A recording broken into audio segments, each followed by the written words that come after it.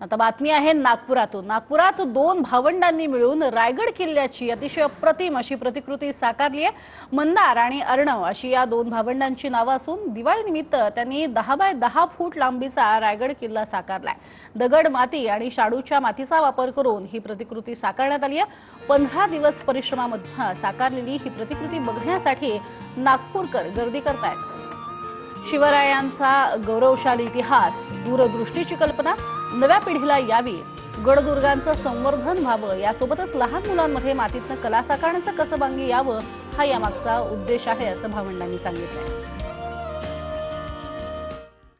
दरवर्षी आम्ही दिवाळीत विविध किल्ले बनवतो आणि या किल्ल्याला साकारायला मला 15 दिवसांची मेहनत आणि 1 ट्रॅक्टर माती लागलेली आहे। शिवाजी महाराजांचा इतिहास लोकांपर्यंत पोहोचावा आणि किल्ले बनवण्याची आवड निर्माण व्हावी यासाठी आम्ही दरवर्षी किल्ले बनवतो।